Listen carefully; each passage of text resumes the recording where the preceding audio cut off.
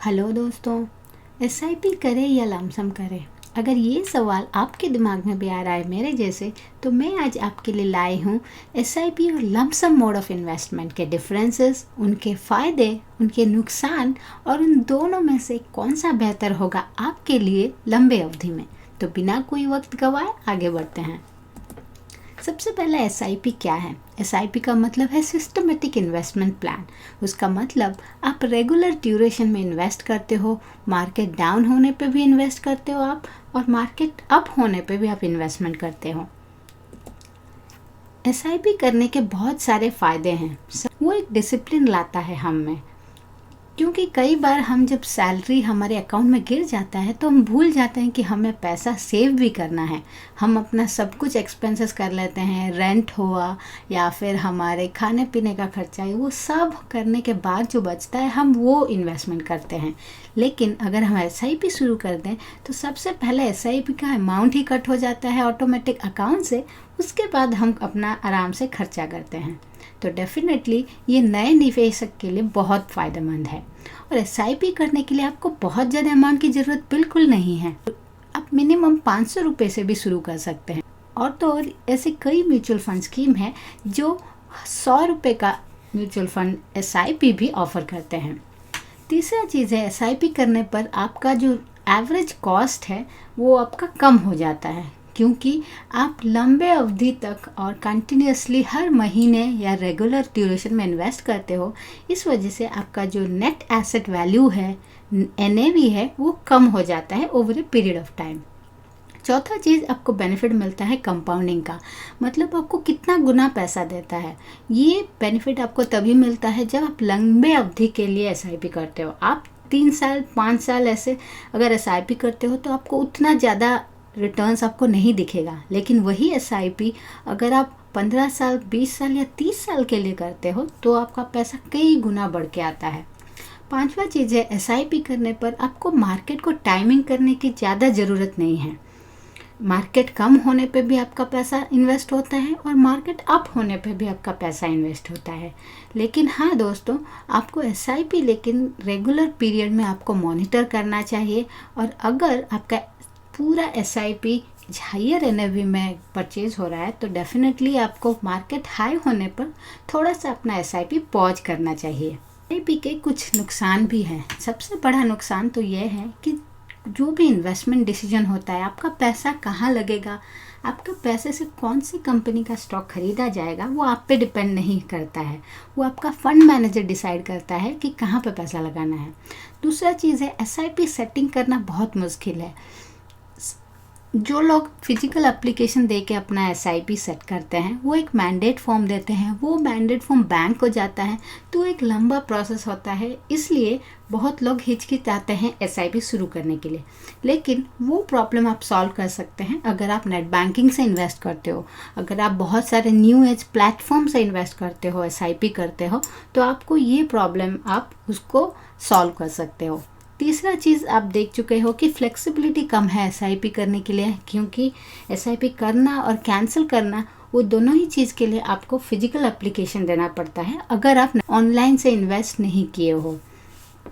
चौथा चीज़ है, ऐसे कई सारे म्यूचुअल फंड स्कीम हैं जो 1 साल के अंदर अगर आप रिडेम्पशन करते हो तो आपको एग्जिट लोड लगता है। आप अगर लॉक इन वाले कोई म्यूचुअल फंड स्कीम किए हो, जैसे कि ईएलएसएस हुआ या फिर टैक्स सेवर फंड्स हुआ, तो आपका जो लॉक इन पीरियड स्टार्ट होता है जब आपका आखिरी एसआईपी का अमाउंट करता है।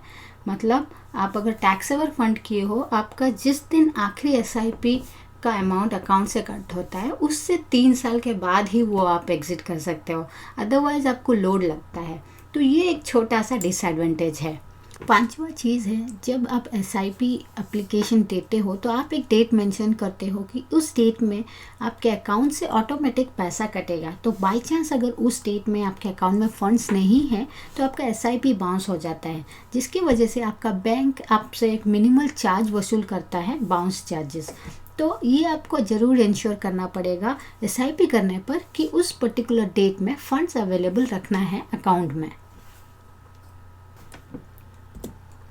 अब हम देखेंगे कि लमसम इन्वेस्टिंग क्या है। लमसम इन्वेस्टिंग, जैसे आपको नाम से पता चल रहा है कि पूरा अमाउंट आप एक ही साथ लगाते हो और एक ही एनएवी पे लगाते हो।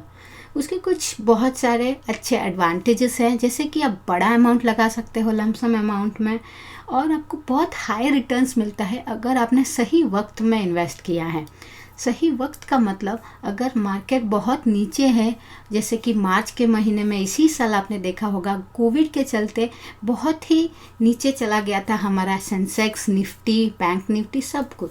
तो उस समय अगर आपने लमसम इन्वेस्टमेंट किया होता तो आज तक आपने देखा होगा ऑलरेडी कि 30%, 20% आपको रिटर्न्स मिल गया है। तो हाई रिटर्न्स तभी पॉसिबल है लमसम इन्वेस्टिंग में अगर आप सही वक्त एंटर किए हो, और उसका बिल्कुल ऑपोजिट अगर आपने गलत टाइम पे इन्वेस्ट किया है तो आपका रिटर्न्स भी उसी तरह बहुत ही कम होता है, और हो सकता है कि आपके कैपिटल से भी कम हो जाए आपका फंड वैल्यू। तीसरा चीज़ है, एसआईपी से ज़्यादा कन्वीनियंट है लमसम इन्वेस्टिंग, क्योंकि लमसम में सिर्फ एक ही बार ट्रांजैक्शन होता है पूरा अमाउंट का, जबकि एसआईपी में रेगुलरली हर महीने इन्वेस्टमेंट होता है। इस वजह से कुछ ना कुछ ट्रांजैक्शन चार्जेस होता है जो म्यूचुअल फंड कंपनी हर कस्टमर से वसूल करती है। चौथा चीज़, लमसम में मिनिमम चार्जेस है, जैसे कि मैंने कहा, क्योंकि ट्रांजैक्शन का क्योंकि फ्रीक्वेंसी ऑफ इन्वेस्टमेंट कम है लमसम इन्वेस्टिंग में, इसीलिए चार्जेस भी कम है। लमसम इन्वेस्टिंग के कुछ डिसएडवांटेजेस भी है, कुछ छोटे छोटे नुकसान भी है, जैसे कि मैंने ऑलरेडी कह चुकी हूँ कि हायर रिस्क बहुत ज़्यादा है। आपका टाइमिंग पे डिपेंड करता है आपको रिटर्न्स कैसे मिलता है। और दूसरा चीज़ है कि ये कोई इरेगुलर इन्वेस्टमेंट है, क्योंकि रेगुलरली आप इन्वेस्ट नहीं करते हो। तो अगर आप कोई लंबे गोल के लिए, लंबे फाइनेंशियल गोल के लिए आप प्लान करते हो तो उसके लिए आप एसआईपी करना ही बेहतर है। जैसे कि आप रिटायरमेंट के लिए प्लान करना चाहते हो, या फिर आप अपने बच्चों की पढ़ाई करने के लिए प्लान करना चाहते हो, या फिर आप कुछ सालों के बाद आप इंटरनेशनल वेकेशन करने के लिए जाना चाहते हो, उसके लिए आप सेव करना चाहते हो, तो उन सारे चीज़ों के लिए आपको एसआईपी ज़्यादा हेल्प करेगा, क्योंकि रेगुलरली आप इन्वेस्ट करोगे रादर देन लमसम इन्वेस्टिंग में, जहाँ पे आपको ट्रैक रखना मुश्किल हो जाए कि आपने कितना इन्वेस्टमेंट किया है। एक एग्जाम्पल से समझते हैं। यहाँ पे आप स्क्रीन में देख सकते हो Kotak standard multi cap growth. यहाँ पे अगर आप 1 लाख जमा करते हो लमसम इन्वेस्टमेंट में, तो 10 साल में आपका जो फंड वैल्यू बनता है, आज के हिसाब से जो Kotak standard multi cap growth return दिया है उस रेट के हिसाब से उसका जो फंड वैल्यू बनता है वो है 2,68,168। तो एब्सोल्यूट रिटर्न्स आप देख सकते हो कि 168% आपको मिल रहा है, तो बहुत ही अच्छा है। और एनुअलाइज रिटर्न उस तरह से 10.36% है। तो ये आप जरूर याद रखिए दोस्तों कि फिक्स डिपॉजिट का अभी इंटरेस्ट रेट चल रहा है 5%, तो ऑलमोस्ट डबल आपको मिल जाता है लमसम इन्वेस्टिंग में। लेकिन वो आपको याद रखना है कि टाइमिंग आपका कैसे है, वो आपको डेफिनेटली डिटरमाइन करेगा कि आपको रिटर्न्स कितना मिलता है। सिमिलरली आप अगर 1 लाख 5 साल के लिए रखते हो तो आपका 1 लाख बन जाता है 1,57,289, और एब्सोल्यूट रिटर्न्स आप देखोगे तो सिर्फ 57.29% है। एनुअलाइज रिटर्न कम हो जाएगा थोड़ा सा 9.47%, क्योंकि आपका होल्डिंग पीरियड सिर्फ 5 ही साल है। अगर आप 1,000 रुपये हर महीने सेव करते हो, इन्वेस्ट करते हो एसआईपी में, तो 10 साल में आपका जो फंड वैल्यू बनता है ये पर्टिकुलर स्कीम में वो है 2,29,861। एब्सोल्यूट रिटर्न्स आप देखोगे और कंपेयर करोगे लमसम में तो सिर्फ 91.55% है, जो कम है लमसम इन्वेस्टिंग में, जो कि 168% दे रहा है। उसी तरह 1,000 रुपये हर महीने आप सेव करते हो आने वाले 5 सालों में, जहाँ पे आप 60,000 का इन्वेस्टमेंट करते हो, तो आपका फंड वैल्यू बनता है 72,395। एब्सोल्यूट रिटर्न्स आप कैलकुलेट करोगे तो सिर्फ 20% के आसपास ही मिलता है, और एनुअलाइज रिटर्न एकदम एफडी के आसपास मिल जाता है 7.43%। तो ये दोनों स्कीम में, एक पर्टिकुलर स्कीम में आप देख सकते हो कंपेयर करके कि यहाँ पे लमसम में ज़्यादा रिटर्न्स दिया है रादर देन एसआईपी, क्योंकि 10 साल पहले जो है ये पर्टिकुलर स्कीम में उसका एनएवी बहुत ही कम था, और लो एनएवी में परचेज करने की वजह से आज के डेट में वो बहुत अच्छा रिटर्न्स दिया है। लेकिन एसआईपी में आप कम में भी परचेज करते हो, ज़्यादा में भी परचेज करते हो, तो एक एवरेज प्राइस बनता है जो लंबे अवधि में ही आपको बेहतर रिटर्न्स देगा। आप देख सकते हो कि 91.55% दिया है 10 साल में। तो और ज़्यादा अगर आप अपना अवधि इंक्रीज करोगे तो डेफिनेटली एब्सोल्यूट रिटर्न्स आप देख सकते हो और ज़्यादा बढ़ जाएगा। स्टैंडर्ड मल्टी कैप ग्रोथ में। ये फ़ंड मुझे पहले से ही मैंने मार्क किया था कि अच्छा फ़ंड है और मुझे इन्वेस्टमेंट करना है। तभी मैंने जब क्रैश हुआ या फिर थोड़ा सा 10-20% मार्केट करेक्शन हुआ तो मैंने इन्वेस्ट किया।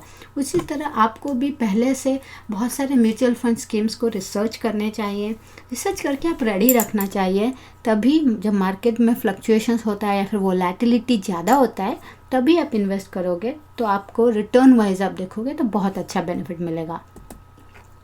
अब हम देखेंगे सबसे आखिर में कि एसआईपी किन लोगों को चूज़ करना चाहिए और लमसम किन लोगों को चूज़ करना चाहिए। सबसे पहले तो जिनके पास रिसर्च करने के लिए बिल्कुल समय नहीं है तो उनको एसआईपी करनी चाहिए, और जिनको मार्केट और इकोनॉमी की कोई अंडरस्टैंडिंग है नहीं और ना ही उनको वक्त है ये समझने के लिए कि मार्केट का ट्रेंड क्या चल रहा है और इकोनॉमी कैसे जा रही है। तीसरा चीज़ है जिनका इन्वेस्टमेंट होराइजन बहुत ही लंबा है, और जो बिगिनर्स है, जो नए निवेशक है, अभी नया नया नौकरी कर रहे हैं, अभी अभी उनका सैलरी मंथली आना शुरू हुआ है, तो उन लोगों के लिए एसआईपी बहुत बेहतर है क्योंकि वो एक डिसिप्लिन लाएगा उनमें इन्वेस्ट करने के लिए। सबसे आखिर में लमसम किन को चूज करना चाहिए। जैसे मैंने कहा कि जिनके पास थोड़ा सा वक्त है रिसर्च करने के लिए और जिनको मार्केट और इकोनॉमी की थोड़ी बहुत अंडरस्टैंडिंग है। मार्केट का मतलब आप अगर देखोगे कि आईआईपी डेटा आता है बीच बीच में जीडीपी का डेटा आता है और जीएसटी कलेक्शन का डेटा आता है, तो इन सारे इन्फॉर्मेशन का इकोनॉमी पे इफ़ेक्ट आता है और डायरेक्टली वो मार्केट पे भी शो करता है। तो अगर ये डेटा अच्छा है तो मार्केट ऊपर जाता है, अगर ये डेटा थोड़ा बहुत एवरेज है या कम है तो डेफिनेटली मार्केट स्लोली नीचे आता है। तो एक ट्रेंड समझने के लिए आपको ज़रूरी है कि ये आप मार्केट अपडेट रखें कि मार्केट में क्या चल रहा है, तो वो आपको हेल्प करेगा टाइमिंग करने के लिए कि लमसम आपको कौन से वक्त में इन्वेस्ट करना चाहिए। तीसरा चीज़ है जिनका इन्वेस्टमेंट हॉराइजन बहुत शॉर्ट है या मीडियम या लंबा है, तो उन लोगों के लिए लमसम बेहतर है क्योंकि लमसम में आपको कभी भी रिटर्न्स दे सकता है। हो सकता है 2-3 महीनों में या फिर 6 महीने में या फिर 5-10 साल में भी वो अच्छा रिटर्न्स दे सकता है। वो डिपेंड करता है आपके मार्केट टाइमिंग पे। चौथा सबसे बड़ा इम्पॉर्टेंट फैक्टर है डेफिनेटली कि आपके पास ज़्यादा पैसा होना चाहिए लमसम इन्वेस्टमेंट करने के लिए। आप अगर 5-10 हज़ार करोगे तो वो आपको एडवांटेज देगा, आपको आपका जो एवरेज प्राइस है उसको कम करेगा, लेकिन आपको ज़्यादा रिटर्न्स नहीं देगा अनलेस आपके पास इन्वेस्टमेंट अमाउंट ज़्यादा ना हो। तो जिन लोगों के पास बहुत इरेगुलर इनकम सोर्स है, जो बिजनेस में है या फिर जो रियल एस्टेट है, कॉन्ट्रैक्टर हैं या फिर कोई आर्टिस्ट है या आर्किटेक्ट्स, लॉयर, तो इन लोगों को जो इरेगुलर इनकम सोर्स है तो उन लोगों के लिए ये लमसम इन्वेस्टमेंट बहुत अच्छा रहेगा। तो उम्मीद है दोस्तों आपको ये वीडियो पसंद आया होगा, तो प्लीज़ नीचे लाइक और कमेंट करके हमें ज़रूर बताइए कि आगे आप कौन कौन सा वीडियो देखना पसंद करोगे। अगर किसी भी वीडियो में आपको क्लैरिटी की और ज़्यादा ज़रूरत है तो प्लीज़ कमेंट करिए और हमें मोटिवेट करने के लिए सब्सक्राइब तो ज़रूर करिए। फिर मिलते हैं।